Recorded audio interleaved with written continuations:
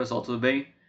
Vamos conversar aqui hoje sobre outros testes para múltiplas comparações. Eu já conversei com vocês aqui no canal sobre Bonferroni, já conversei sobre Dunnett, se não me engano sobre Home também, mas enfim. Eu queria deixar isso resumido num vídeo, porque são testes recorrentes, tá? Quando se faz ajuste para múltiplas comparações, quando você tem várias comparações estatísticas, num mesmo gráfico, num mesmo conjunto de gráficos, ou até em desfechos secundários do seu estudo, tá? Isso é comum. Eu tenho um vídeo sobre isso em múltiplas comparações, tá? Só que eu queria realmente deixar um vídeo. Eu queria deixar um vídeo fechado nesse assunto de tentar, de uma certa forma, esgotar até um certo limite os possíveis testes para múltiplas comparações assim mais utilizados na literatura. Então vamos lá. O primeiro, tá? Que é o mais conservador, que eu tenho certeza que já falei aqui no canal, é a correção de Bonferroni. Ela pega o número de comparações, os testes estatísticos dentro de uma mesma família e divide pelo nível de significância. Ou então ele pega todos os p-valores do estudo e multiplica pelo número de comparações, sem mexer no valor de alfa.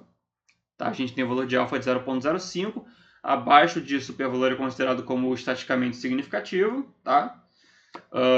Ou a gente mexe nesse alfa dividindo ele, que é o que estaria aqui. Deixa eu usar meu pointerzinho aqui.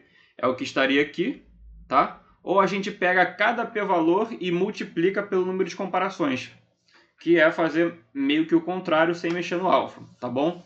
É o que os softwares, se não me engano, o GraphPad costuma fazer quando você pede uma correção de Bonferroni. Ele não mexe no alfa em si, ele multiplica os p-valores para deixar eles mais altos. É o que os softwares costumam fazer, esses softwares assim de point and click, né? Pelo menos o GraphPad ele faz assim, não sei os outros. Posso estar falando aqui, enfim, sem propriedade.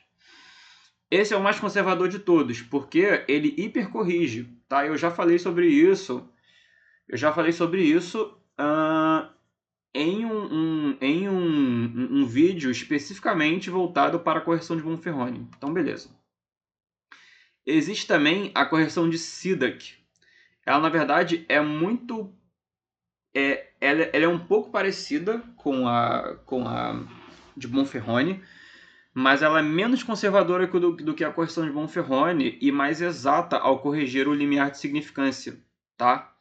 Porque a fórmula dela, na verdade, é 1 menos, abre parênteses, 1 menos alfa elevado a 1 sobre n. Então aqui o n seria o número de comparações.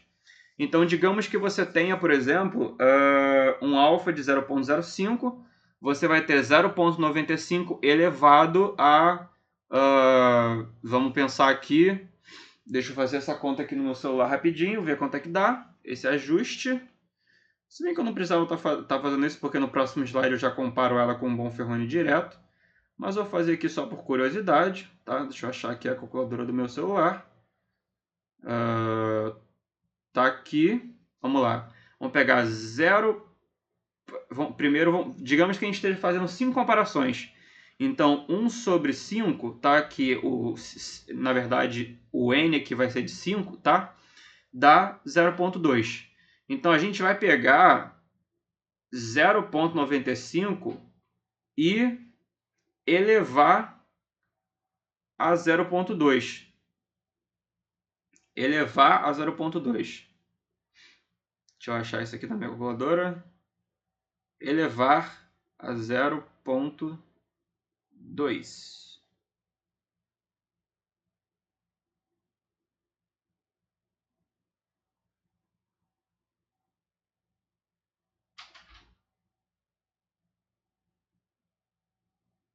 Dá 1,16, tá?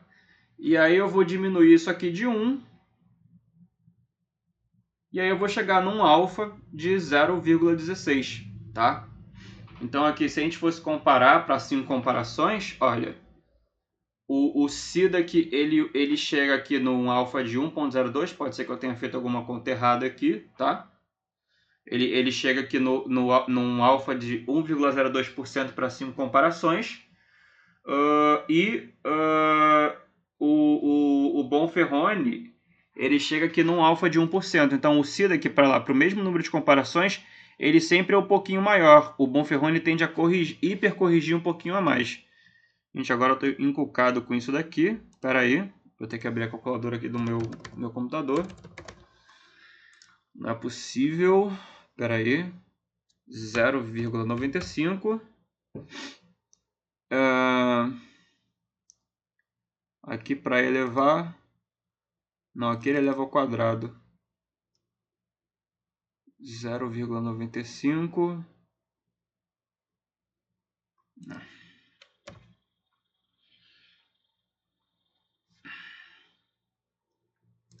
Vou fazer no R isso aqui.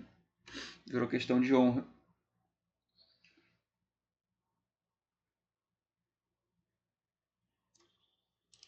Mas a ideia é essa. É você pegar o número de comparações e aplicar essa formulazinha aqui, tá? Essa é a ideia do negócio. Ó, o meu R está abrindo. Deixa ele abrir aqui que eu vou fazer exatamente aqui esse treco. Se eu não vejo nenhuma conta errada.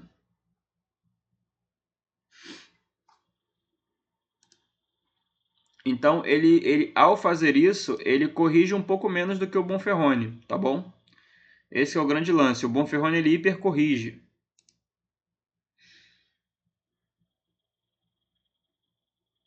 Alguns pesquisadores aí defendem utilizar correções mais conservadoras mesmo, como a de Bonferroni, porque a gente sempre acha que a taxa de erro é uma coisa quando na verdade ela é maior. E eu vou falar isso num vídeo aqui posteriormente no canal na parte avançada, que é um artigo do Stanley Lazick.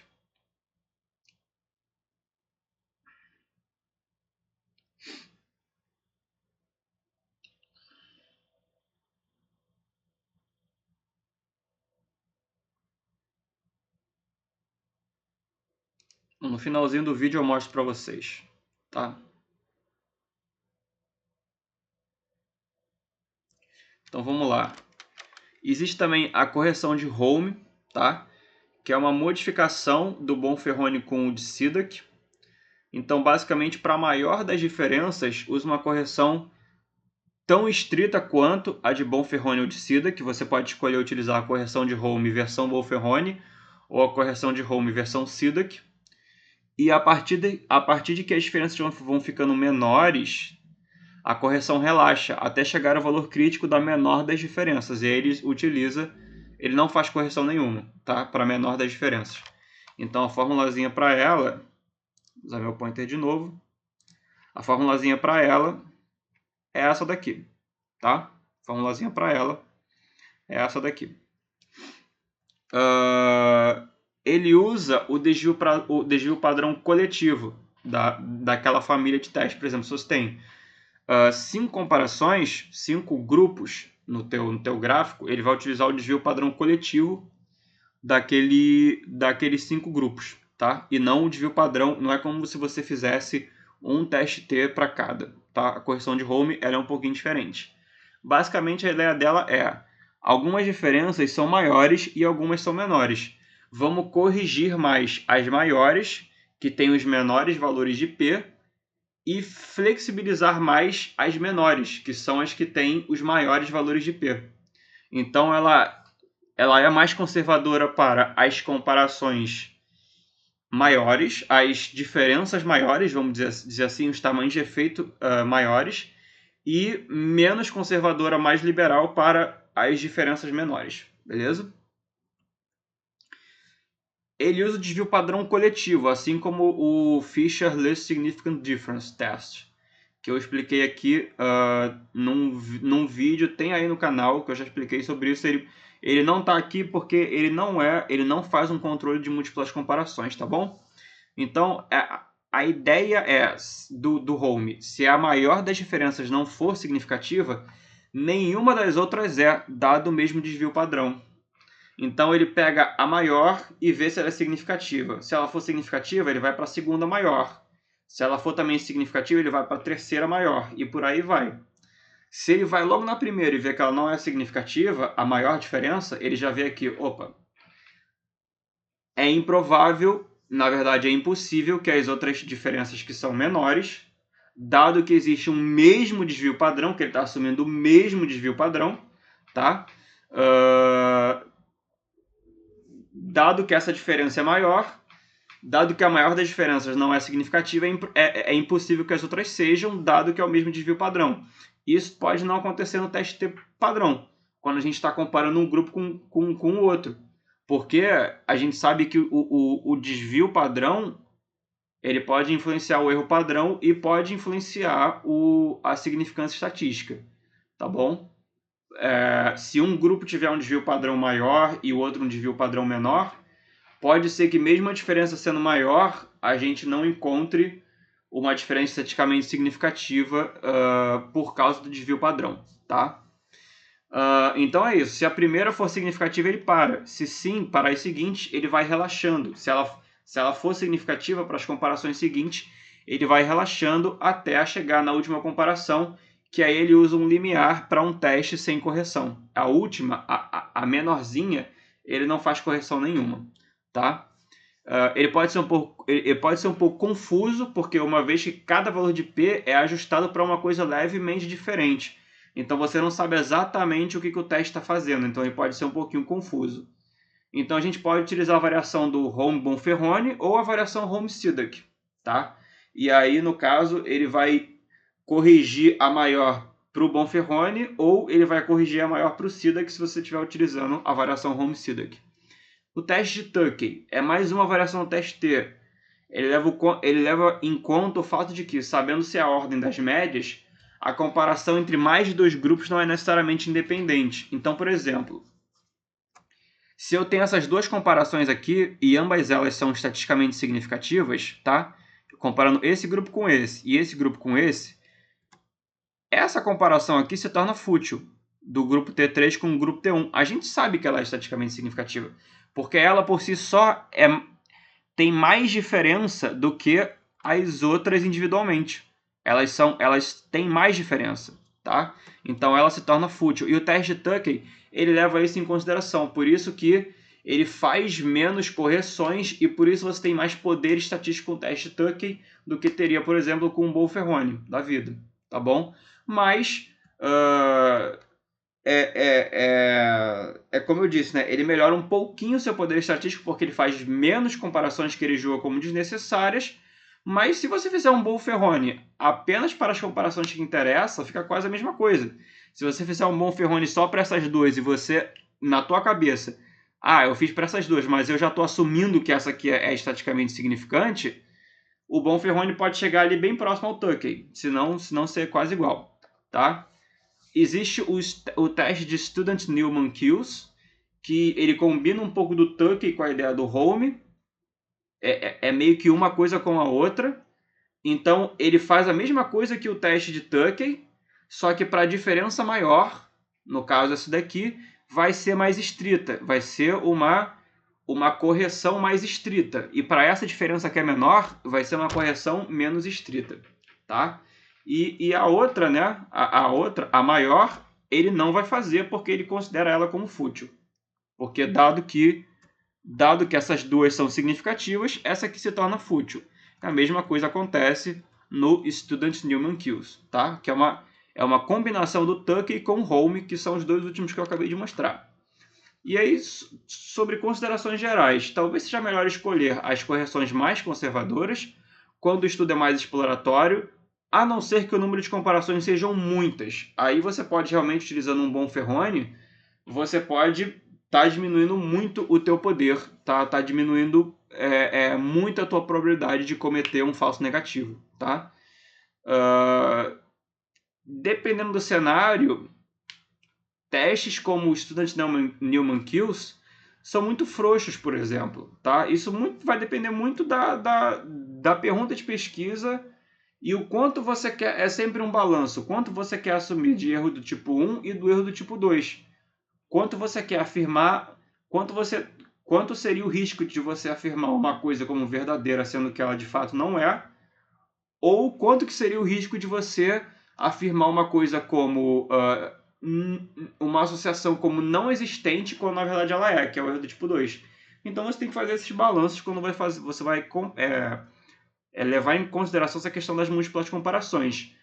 Tem o teste de Dunnett, que eu já falei sobre ele aqui, eu tenho certeza que eu já falei sobre ele aqui, porque ele apareceu num artigo que eu estava analisando. Ele compara todos os grupos contra um só. É muito útil quando você quer comparar todos os grupos contra um controle, que por exemplo, um placebo, um grupo que recebe um controle. Então ele tem mais poder, por exemplo, porque ele está fazendo menos comparações. Ele está pegando só o C e controlando com o controle, só o B e comparando com o controle, e o A e comparando com o controle. Então você tem menos comparações ali, tá?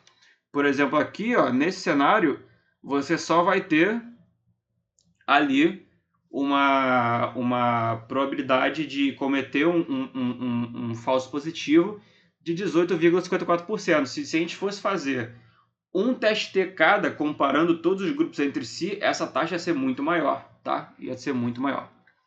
Existe também esse teste de linear trend, que serve para coisas que seguem mais ou menos uma dose e resposta. Por exemplo, esse aqui, né? Esse desfecho aqui, ele aumenta conforme o tempo, T1, T2, T3.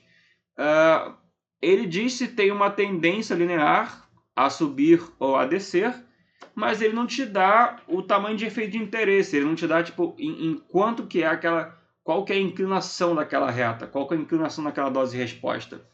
Ele só diz se existe uma tendência ou não, se existe ele só diz a significância estatística. Então, é melhor fazer a regressão mesmo, é melhor você pegar esses dados e fazer uma regressão em cima deles, tá? É melhor. Conclusão, existem outras correções, mas eu acho que essas são comumente utilizadas. Eu espero ter passado bem pelo tema e no futuro eu vou gravar mais sobre outras. E aqui agora, já que eu terminei de falar, vamos voltar ali àquela questão do SIDA que me deixou com uma pulga aqui atrás da orelha. Vamos fazer aqui, vamos pegar aqui, dá para fazer isso no AI rapidinho. Vou pegar, só que eu tenho que botar isso aqui entre parênteses. Acho que isso aqui foi que deu problema da última vez. Ó, eu chego no 0.01, que é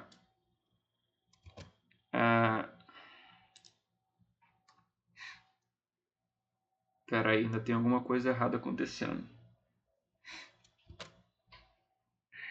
Então, 5 comparações. 0.95 elevado a 0.2 dá 0.98.